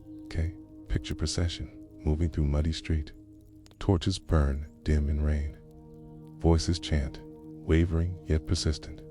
Children walk beside parents, clutching rosaries. A relic, perhaps fragment of cloth, is lifted high. Around them, windows open, faces peer out silently. If you're still listening, you don't have to follow every ritual. Let the chant's rhythm carry you. Architecture bore memory too. Some towns rebuilt hospitals larger, with more beds, anticipating future waves. Cemeteries expanded, walls lined with new graves. Grain stores were fortified, though climate remained unpredictable. Rulers decreed new measures, sometimes to secure trade routes, sometimes to punish hoarders. But despite effort, fear of hunger lingered. Generations carried caution, storing food, whispering of thin years past. Pause once more. Imagine Granary Tower, its wooden doors creaking open. Inside, sacks of grain rest in shadow, guarded as treasure. The scent of dried husks fills the air. Rats scurry along rafters, searching. A watchman leans against post, eyes heavy with fatigue. If you're still listening, you don't need to recall laws of grain trade. just notice weight of stored harvest. Memory also passed through story. Grandparents spoke of hungry years to children, warning them never to waste bread. Remember the famine, they would say, as if memory itself could shield against future scarcity. In such tales, the fevers became almost myth, half history, half warning. And when new plagues came later, listeners understood them not as sudden, but as echoes of what had already been endured. Pause again. Picture Heartside at dusk, fire low. An elder leans close, voice hushed. Children listen, eyes wide, silence heavy between words. Outside, wind rattles shutters. Inside, memory itself feels alive. If you're still listening, you don't have to hold each tale. Let the fire's glow warm you. For survivors, scars remained. Some carried chronic coughs, some trembled with weakness, others bore grief carved into faces. Yet even those who lived carried memory as weight. Weddings were smaller, celebrations muted, songs recall loss. In this way, famine fevers became part of culture's rhythms, woven into how people thought of time. Cycles of plenty, cycles of want. Pause once more. Imagine wedding in village square. Yet, garlands are thin, feast small. Guests smile faintly, yet you see shadows of hunger behind eyes. Musicians play, but softly, as though joy itself has grown cautious. If you're still listening, you don't need to remember every song, just to feel balance between joy and shadow. And yet, resilience to grew from memory. Communities learn to store better, to share in lean years, to plant more varied crops. Monasteries recorded advice for times of scarcity, writing of herbs that could soothe fever, of ways to stretch grain into thin gruel. This knowledge passed quietly, shaping survival strategies. Out of weakness, a kind of wisdom emerged. Pause again. Picture small garden beside monastery. Herbs sway gently in wind. Sage, thyme, chamomile. A monk bends to gather leaves, his hands steady. He knows which can ease fever, which can calm stomach. In silence, knowledge grows, leaf by leaf. If you're still listening, you don't have to memorize names of herbs. Let their scent drift, calming. The famine fevers of the early 14th century did not roar like later Black Death. They whispered, persisted, hollowed. They showed that destruction need not come sudden. It could seep, season by season, dampness by dampness. And because they whispered, their memory lingered deeper. A shadow always present when clouds gathered. Pause once more. Imagine sky darkening with heavy clouds. You feel damp, chill, rising, scent of rain thickening. In town below, shutters close quickly, as if all know what follows. Silence builds before storm. If you're still listening, you don't have to follow weather patterns. Just notice stillness before rain. In later centuries, when Europe faced other hardships, famine years were recalled. Writers compared new troubles to the old, measuring severity against memory. In this way, the famine fevers became yardstick, always present, always near. And in art, faith, law, and story, they endured not as loud catastrophe, but as soft shadow. Pause again. Picture library shelf, volumes lined in leather. Dust settles on them. A scholar lifts one, opens to faded script. Words of famine stare back across centuries. You smell dust, hear crackle of page. Memory preserved. If you're still listening, let pages turn softly. You don't need to remember each word. Just let texture of parchment calm you. And so you are left with question, open and unresolved. If memory itself can shape generations, does it protect or does it haunt? When towns whisper of famine years, are they building resilience so we're carrying fear forever? The answer drifts like fog, without finality, lingering quietly. The bell tolls once more. Its sound folds into mist. And silence, soft and deep, rests over town. Asterisk, you hear the restless shuffle of boots on cobblestones. It is early morning, London streets wet with mist. The Thames drifts quietly, its surface broken only by ripples of current. Yet, beyond the ordinary hum of city life, there is tension, a silence pressed between footsteps. Somewhere, a door slams. Somewhere, a bell tolls faintly. The air feels heavy, as though unseen weight clings to it. Pause here. Imagine standing at corner of Cheapside. Merchants set stalls, cloths hang, bread bakes. But beneath smells of yeast and smoke, another scent rises sharp, sour, like sweat, soaked into cloth to long worn. It is subtle at first, but grows. If you're still listening, you don't need to follow every detail. Just notice how air thickens, how silence folds in. The sweating sickness, remembered most in England between late 15th and mid-16th centuries, struck without warning. Unlike plague, which showed swelling buboes, this fever appeared suddenly. One was healthy at dawn, yet dead before nightfall. Chroniclers described it as Sutor Anglicus, the English sweat. Its exact cause remains unknown, though some suspect hantavirus, others influenza. But for those who lived, explanation mattered less than terror. Pause again. Picture man in stall, selling cloth. His face flushes, sweat beads across brow. He sways, drops bolt of fabric. Within hours, he is gone. Neighbors whisper, step back. Fear spreads faster than fever. If you're still listening, you don't have to fix on causes. Let image of fabric falling stay. Symptoms came with frightening speed. Sudden chills, violent sweating, dizziness, headache, exhaustion. Victims often begged to be left to sleep, yet that sleep became death. Unlike plague, which carried visible marks, sweating sickness was quiet, invisible until it struck. Towns that had grown accustomed to fear of buboes now faced terror of sudden collapse. Pause once more. Imagine narrow chamber lit by a single candle. A man lies restless, sheets soaked. His breath comes fast, skin damp, eyes wide with confusion. Beside him, family watches helpless. They hear drip of sweat, tick of time, nothing more. If you're still listening, let sound of dripping soothe. You don't need to remember symptoms. Let candle steady your thought. The sickness struck first in 1485. Year Henry Tudor claimed crown after Bosworth. Chroniclers linked disease with arrival of soldiers. Some whispered it was foreign pest carried by war. Others thought it divine judgment. But wherever it began, it spread swiftly across London, then into countryside. Within weeks, thousands were gone. Pause again. Picture procession of soldiers returning, banners torn, their boots muddy, armor dull. Among them, some stumble, faces red with fever.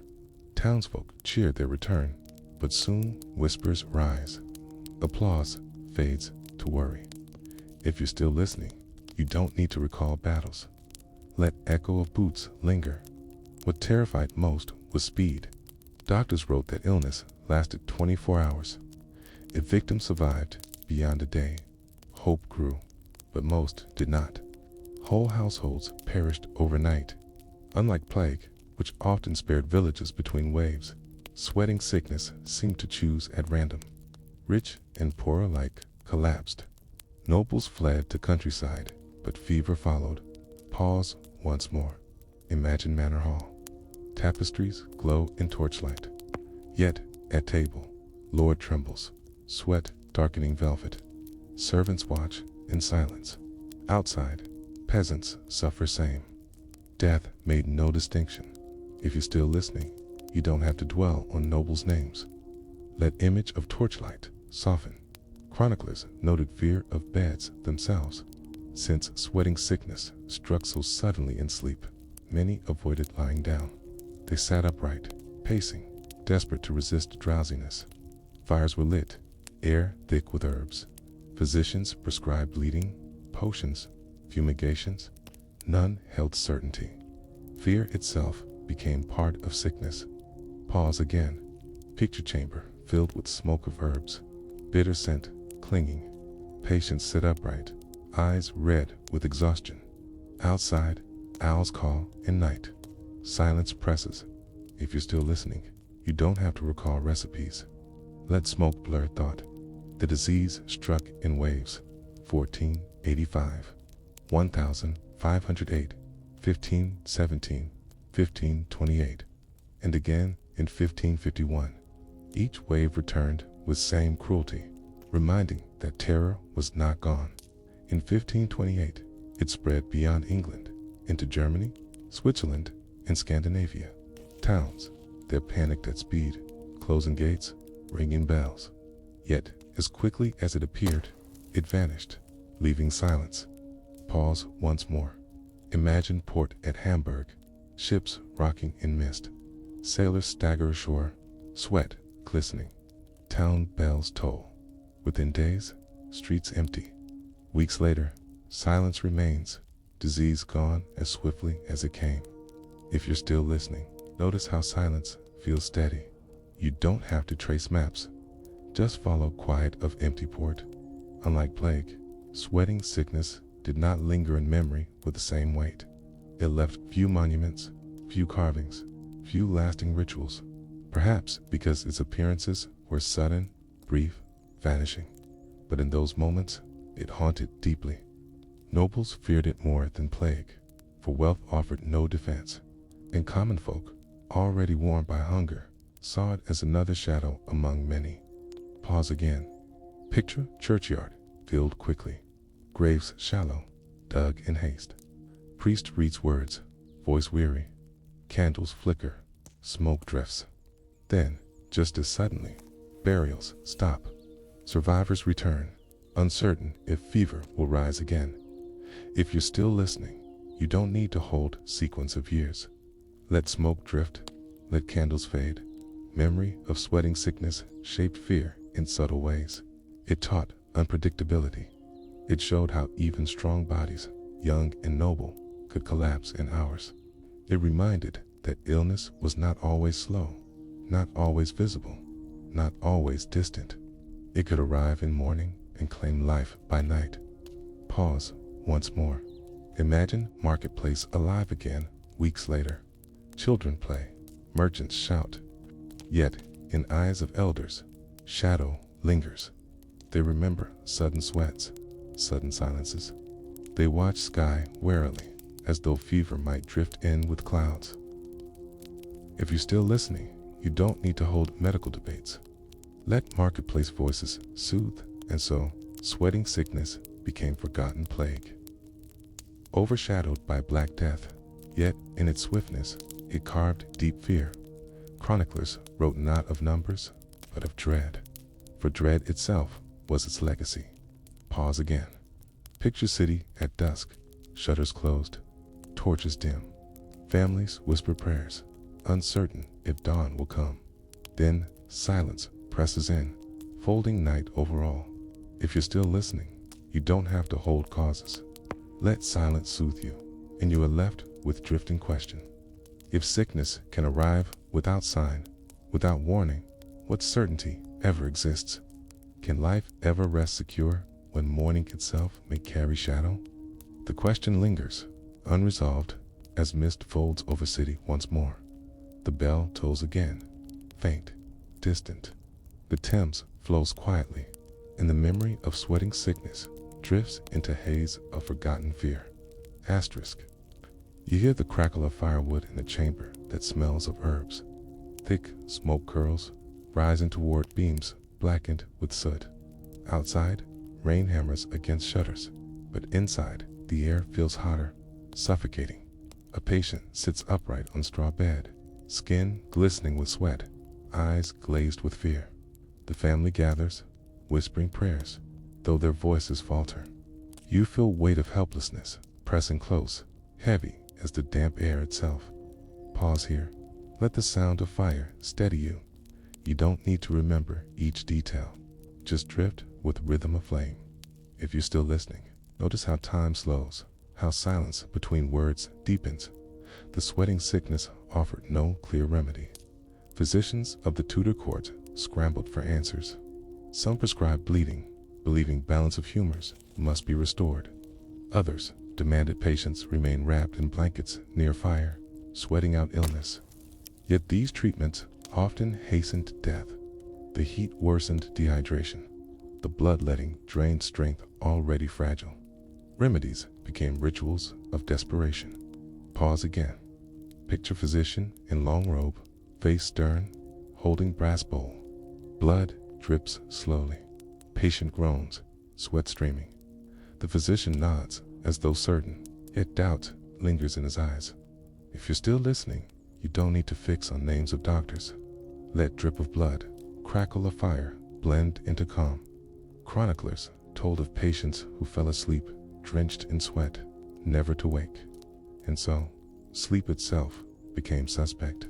Families forced loved ones to sit upright, to stay awake through night, fearing rest was surrender. But exhaustion was merciless. The body demanded sleep, even as fever turned it fatal. The chamber became battlefield between will and weakness. Pause once more. Imagine mother shaking her son gently, begging him not to close eyes. Candlelight glows across his damp face. His head falls forward. She shakes harder, whispering prayers, tears mixing with sweat on his brow. If you're still listening, you don't have to recall every symptom. Just sense weight of weariness. In towns, panic spread faster than illness itself.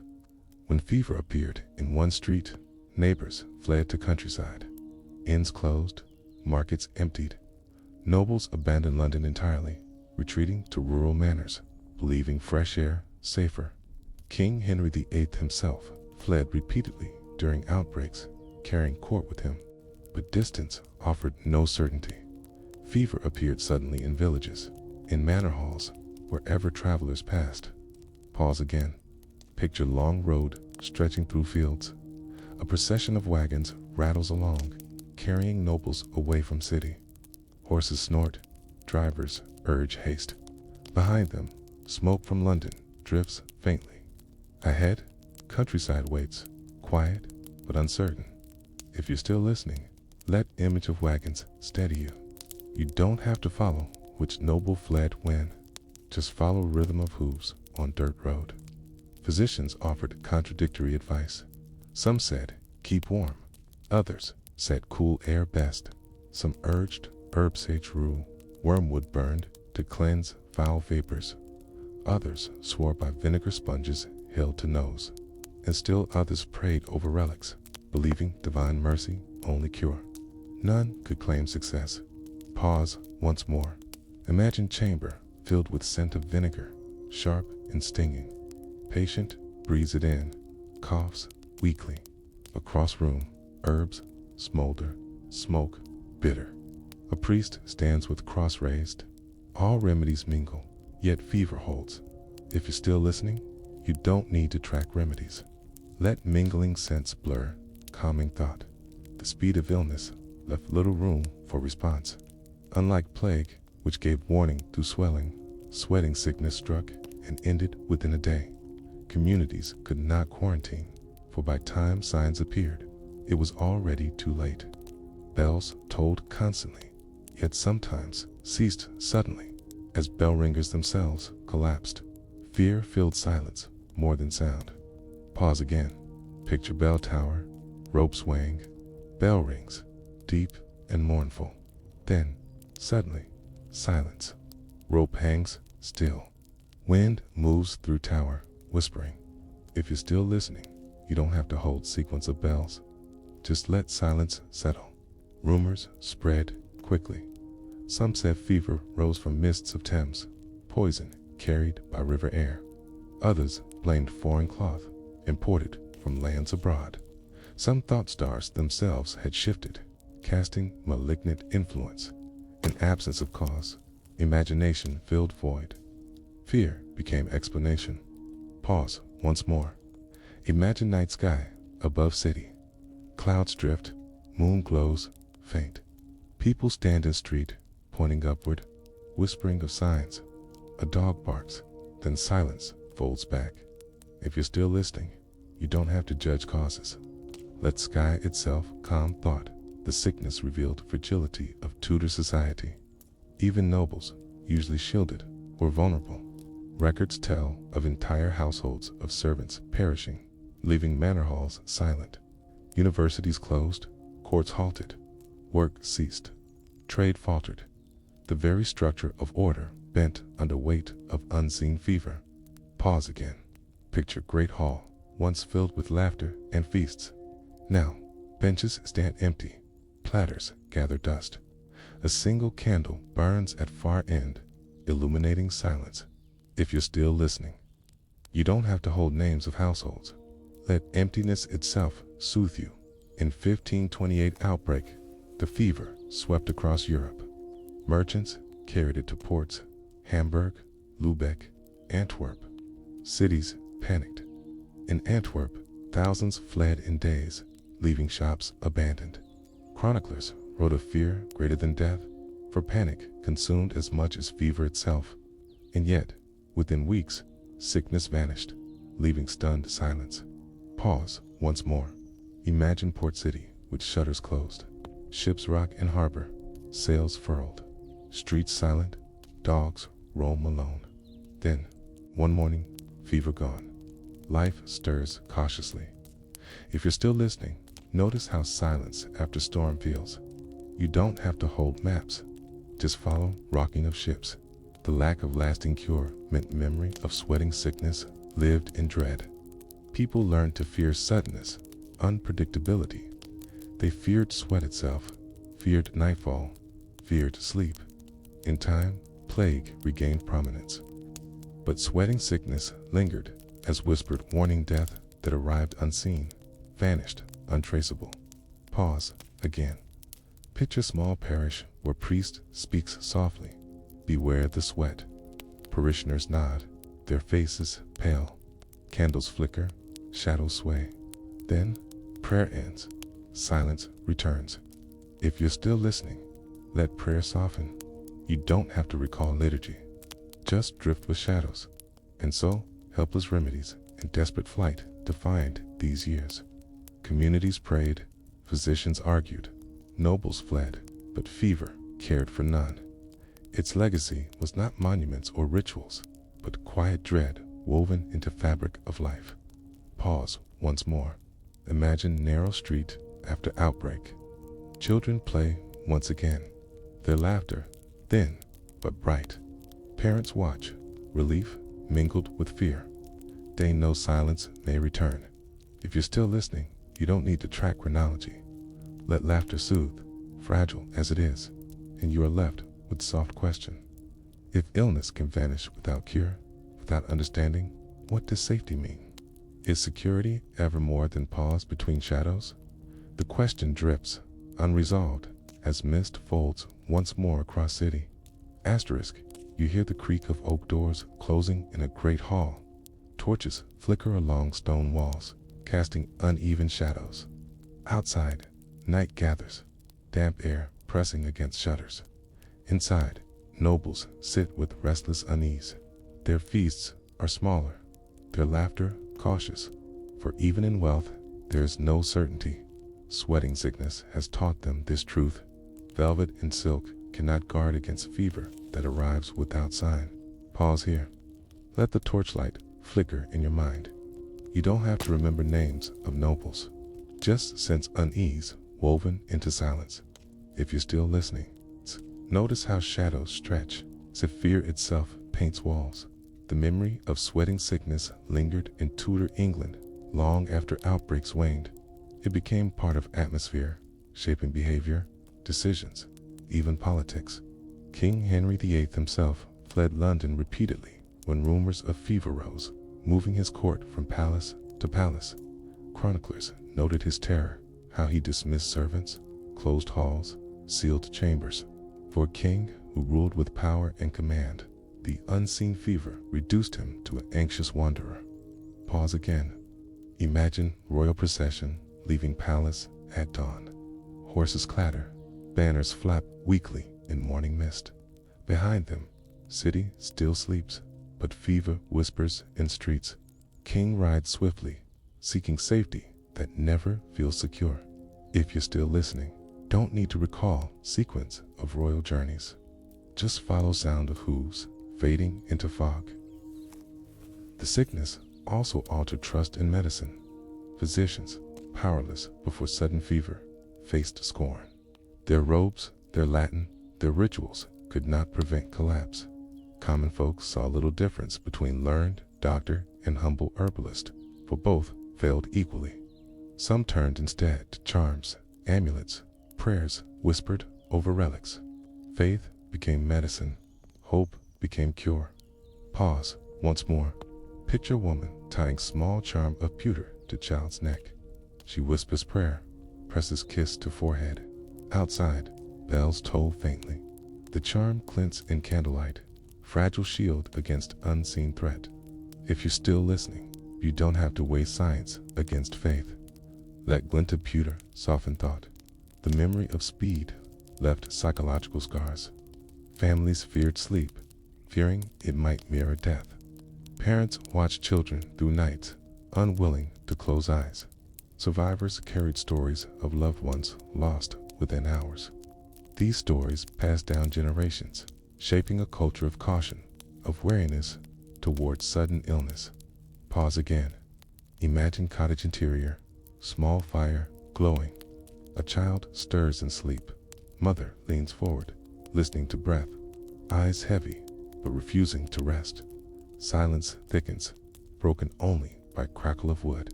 If you're still listening, you don't need to remember medical theories. Just hear rhythm of breath, steady, fragile. Political consequences follow too. Some outbreaks struck during tense moments of Tudor rule, intensifying instability.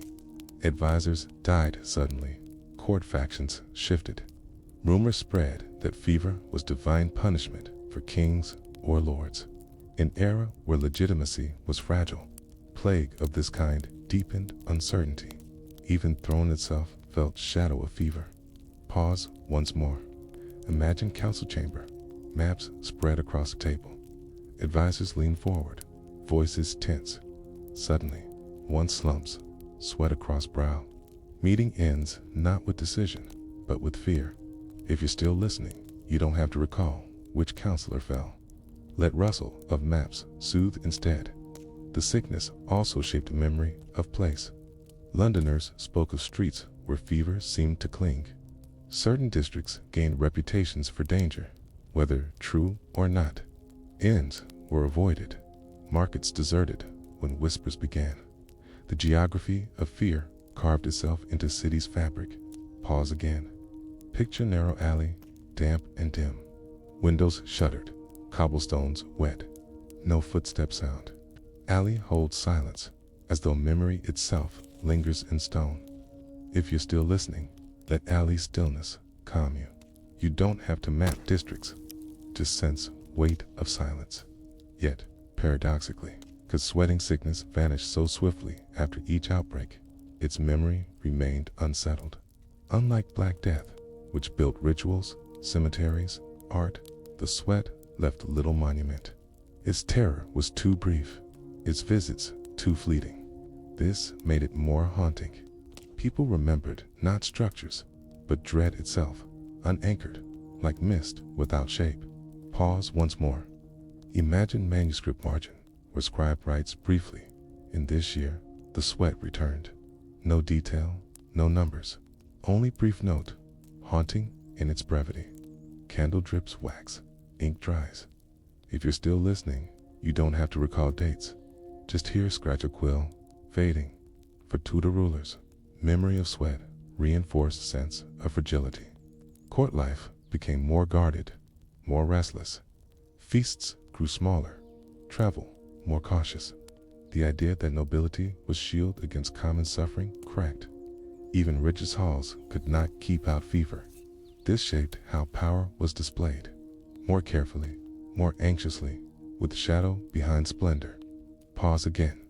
Picture banquet with golden plates, music playing softly. Yet, behind curtain, servants whisper of fever in city. Guests smile, but glances dart toward doors. Splendor feels fragile, as though it might vanish overnight. If you're still listening, You don't need to remember which palace. Just let faint music drift past. By mid-16th century, the sweating sickness faded from records. Its last major outbreak was in 1551, after which it seemed to vanish entirely. Some scholars think it burned itself out, others that it mutated into something milder. But for those who lived, disappearance brought not relief, but unease. If illness could vanish without cause, could it not also return without warning? Memory became unfinished story, unresolved. Pause once more. Imagine empty street where fever once raged. Now, life stirs again. Merchants shout, children laugh. Yet, in quiet moments, old fear lingers. People glance at sky, at river mist, as though waiting for shadows return. If you're still listening, notice how unfinished memory feels. You don't have to hold theories. Just let laughter and mist mingle thus. The sweating sickness lived on, not in monuments, but in caution. In stories told quietly, in glances toward bed where sleep felt dangerous. It was plague without shape, legacy without ending. Pause again. Picture elder speaking to grandchild.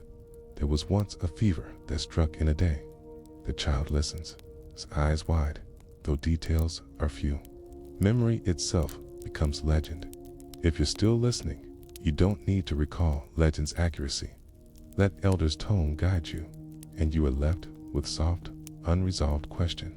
If illness can vanish as swiftly as it comes, is absence itself not another form of presence? Does forgotten plague still linger, unseen, waiting? The question drifts like mist, fading but never gone. Torches gutter, doors creak, and silence folds once more over Tudor halls. Asterisk, you hear the faint clash of steel in distance. But closer, another sound overwhelms. Coughing, groaning, the restless shuffle of weakened bodies. The battlefield has gone quiet after skirmish, but behind lines, tents stretch across muddy fields. Smoke from cook fires drifts unevenly, carrying a smell of damp straw, unwashed clothes, and sickness. You feel air thick, heavy with fever. Pause here. Imagine standing at edge of camp. Banner flutters weakly in evening wind. Soldiers lie on straw, armor set aside, skin pale, eyes glassy. The enemy is not always a crossfield. Sometimes it waits within body, silent, until hunger and damp awaken it. If you're still listening, you don't need to track which war. Just notice weight of silence, heavier than steel. Camp fevers shaped wars across medieval and early modern Europe, while chronicles celebrated victories, battles, and kings. Sickness quietly claimed more soldiers than swords. Dysentery, typhus, malaria in southern regions. These were true armies, invisible, relentless. Chroniclers often noted, more died of flux than by blade. Pause again. Picture long row of tents, canvas stained with rain. Within, men shift restlessly, bellies cramped, faces flushed. Outside, surgeon sharpens knife, boiling water in small pot. Yet fever pays no heed to tools. If you're still listening, you don't need to follow each disease. Let image of tents ripple. Dysentery, often called the bloody flux, spread swiftly in crowded camps. Dirty water, spoiled food, and poor sanitation became breeding ground. Soldiers weakened, unable to march, let alone fight. Armies that seemed strong at dawn could crumble by dusk, not from clash, but from collapse. Typhus, carried by lice, burned through ranks. Malaria, in marshy lands, drained strength with cycles of chills and sweats. Each camp became its own battlefield, unseen but more deadly. Pause once more. Imagine soldier lifting helmet with a trembling hand. He tries to rise, but legs give way. Sweat pours, lips cracked. Comrades glance, but cannot help. They are weak themselves. If you're still listening, let image of helmet falling steady you. You don't have to hold medical names. Just sense fragility of bodies. Commanders knew fear of sickness. Marches were delayed. Battles abandoned. Armies feared summer heat as much as winter frost. In Italy, swamp air sapped crusading forces. In northern Europe, damp rains turned camps into breeding grounds for dysentery. Even mighty kings watched troops vanish not in combat, but in sickness. Pause again. Picture royal pavilion, bright banners above. Yet inside, general bends over reports. Numbers fall into fever, lists longer than from swords. His face is grave. He knows enemy may not need to attack at all. If you're still listening, you don't need to recall names of generals. Let weight of parchment pages soothe instead. Chroniclers of crusades wrote of armies struck before reaching battlefields. Pilgrims collapsed on roads, bodies left by waysides. Fevers thinned ranks until only remnants reached cities they sought to besiege. The stories told of valor, but beneath, quiet truth lingered. Sickness shaped outcome more than strategy. Pause once more. Imagine road stretching through dust. Alongside, bodies rest, cloaks covering faces. Others trudge past, too weak to pause. Sun beats hot, air heavy with flies. The march continues, but smaller with each mile. If you're still listening, you don't need to trace campaigns. Let image of road drift softly. Medical remedies were few. Surgeons bled soldiers, gave wine mixed with herbs, burned incense to cleanse air. Priests prayed over camps, sprinkling holy water. Yet, illness paid no heed. Latrines overflowed, water turned foul, lice spread unchecked. The cycle repeated endlessly. Gather, march, sicken, bury. Asterisks, pause again. Picture trench dug hastily for latrine. Flies buzzing thick. Rainfalls, flooding pit. Filth seeping into stream nearby. Soldiers drink anyway, thirst unrelenting. Within days, fever runs rampant. If you're still listening, let sound of rain soften thought. You don't need to memorize remedies. Just drift with rhythm of drops. Civilians near armies also suffered. When troops moved through villages, disease traveled with them. Inns became sites of contagion. Monasteries filled with sick peasants caught fevers left behind by marching men. The line between soldier and villager blurred as illness spread without borders. Pause once more. Imagine small inn by roadside. Travelers crowd within, coughing into straw beds. Hostess brings watered ale, her face weary. Next morning, half have moved on, leaving sickness behind for those who remain. If you're still listening, you don't need to recall each village. Just sense stillness of end. Historians note that many wars were decided less by battle than by attrition of health. Siege armies often dwindled outside walls, not from defenders, but from fevers inside camps. Summer heat, lack of sanitation, poor food all worked with disease to undo might.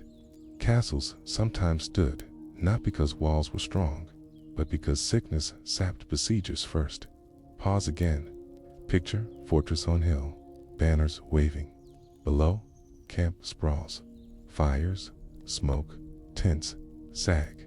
Within, soldiers cough, groan. Fortress stands silent, patient. Time itself becomes ally. If you're still listening, you don't need to hold names of fortresses. Let image of hill and camp.com you. Soldiers themselves knew dread of camp fevers.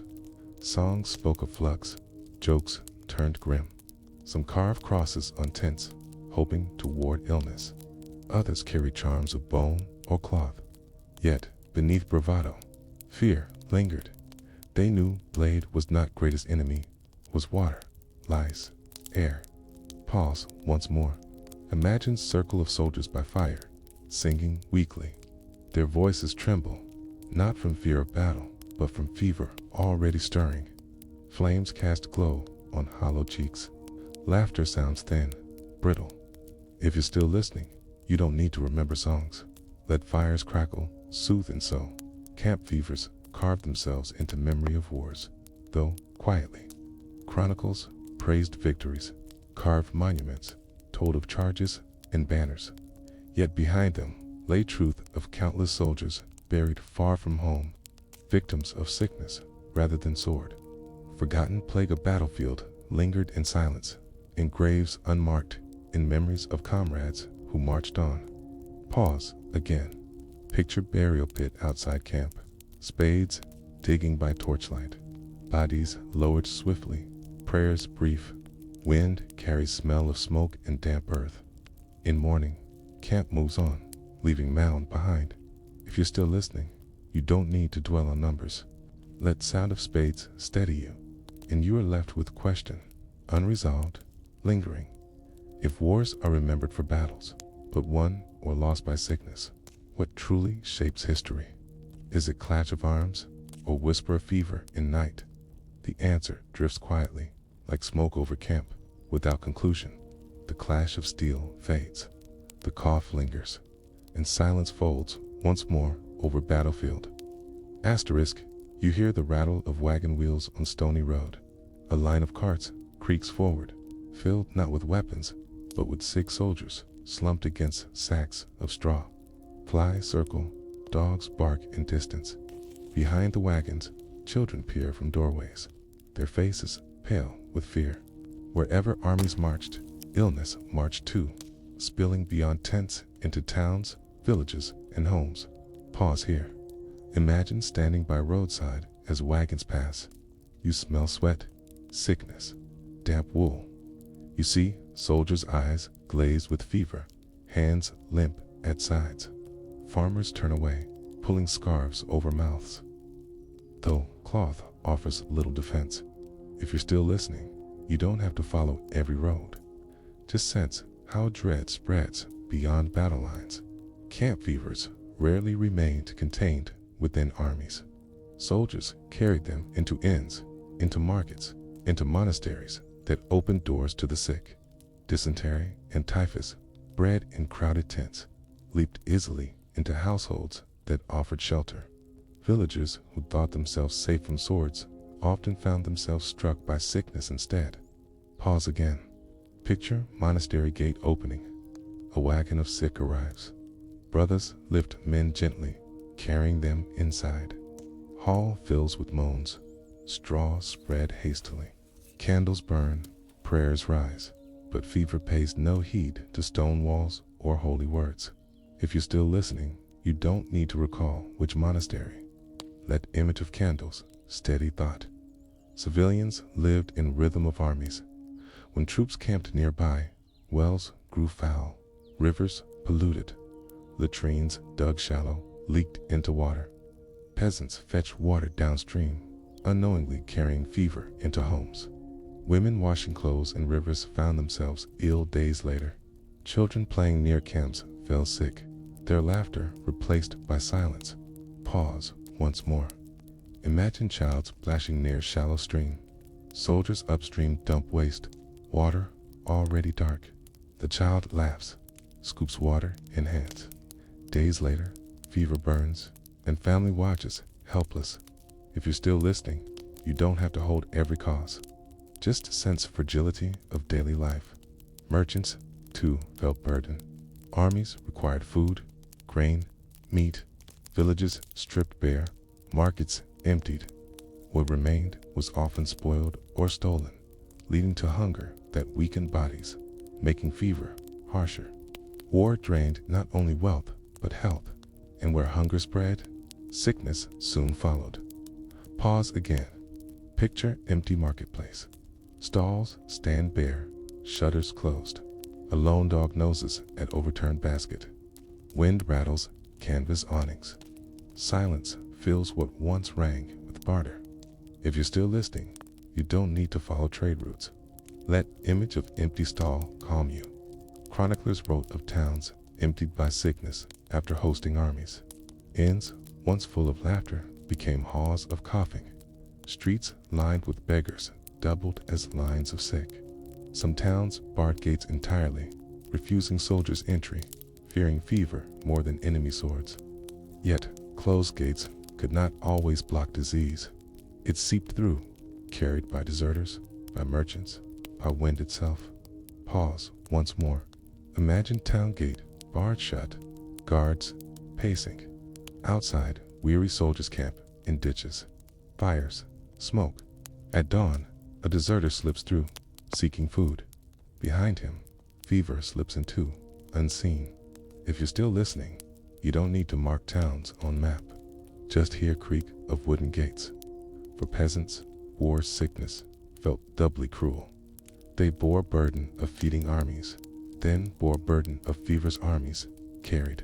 Families already thin from harvest losses found themselves nursing strangers, burying kin. Fields lay untended as illness spread. Hunger and fever worked hand in hand, weakening generations. Pause again. Picture cottage hearth where family huddles. Father lies sweating, soldier who brought sickness days before. Mother tends both husband and stranger, though her own hands tremble. Smoke from hearth drifts upward, mingling with smell of sickness. If you're still listening, you don't need to hold all details. Just follow drift of smoke. Monks and nuns often stepped forward to care for sick. Yet monasteries too became overwhelmed. Brothers and sisters died in numbers, their prayers silenced by fevers they sought to heal. Libraries closed, fields they tilled untended. Even holy places bore weight of camp sickness. Pause once more. Imagine cloister walk, usually filled with chant. Now it is silent, doors closed. Within beds, lying refectory, monks coughing weakly. Candles flicker, their light small against shadow. If you're still listening, let silence of cloister soothe you. You don't have to recall each name. Just let quiet calm you. Fear-shaped behavior. Some villagers fled when soldiers approached, abandoning homes, fields, even churches. Others hid in forests, preferring cold and hunger to sickness in towns. Still others submitted, opening doors, resigned to fate. Choice was fragile, and none truly safe. Pause again. Picture family hurrying into woods, cloaks wrapped tight. Behind them, smoke rises from village. Soldiers camped. Wind carries sound of coughs, moans. In forest, owls call. Darkness feels safer than the warmth of home. If you're still listening, you don't have to weigh choices. Let sound of owls guide you. Camp fevers also changed rhythm of war. Commanders realized sick soldiers weakened morale of civilians nearby. Towns resisted hosting armies, demanding payments, fearing disease. Some rulers promised safe conduct, others forced quarters. Wherever choice lay, fear shaped politics. Fever became silent negotiator in wars, altering strategies, shaping alliances. Pause once more. Imagine treaty signed in dim hall. Lords argue, voices sharp, not about land, but about where armies may rest, which towns must host them. Quills scratch reluctantly. Outside, rain drips steady. If you're still listening, you don't need to track treaties. Just hear drip of rain. Cultural memory preserved fragments of these fears. Folk songs spoke of soldiers bringing flux, ballads of death in boots. Proverbs warned against drinking near camps. Stories passed down of harvests ruined not by war alone, but by sickness that followed. Forgotten in monuments, these memories lingered in song, story, whisper. Pause again. Picture old woman by fire telling tale. Never drink from soldier's well. Children listen, nod solemnly. Fire pops softly, shadows dance. Lesson carried across generations. If you're still listening, you don't have to recall ballads. Let fire's rhythm lull you, and so, civilians bore shadow of armies. Wars were fought not just with steel, but with sickness spread across fields and homes. Forgotten plagues of battlefield did not stop at borders. They seeped into every life, reshaping trust, trade, memory. Pause once more. Imagine empty field after army departs. Grass trampled, wells fouled, air heavy. Villagers return, step cautiously. They see traces of fires, smell sickness lingering. Field looks empty, yet memory remains. If you're still listening, You don't have to count lives lost. Just sense quiet left behind, and you are left with a drifting question. If war's shadow spreads beyond battlefield, carried by fever, where does battle truly end? Does it fade when armies leave or linger long after, hidden in body stories, fears? The question rests, unresolved, like smoke above empty camp. The wheels creak again. Wagons roll slowly on, and silence folds once more over villages touched by fever. You hear the faint sound of hooves striking mud, steady but weary. A cavalry column returns, not from victory, but from exhaustion. Horses stumble, soldiers sag. Their lances are upright, but their hands tremble. Behind them roll carts of the sick, more numerous than carts of supplies. This was how wars often ended, not with trumpets of triumph, but with fevers that thinned armies until nothing remained. Pause here. Picture mist hanging over battlefield, long abandoned. Grass wet with dew.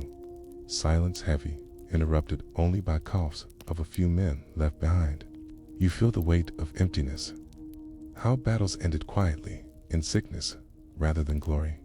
If you're still listening, you don't need to remember which war this was.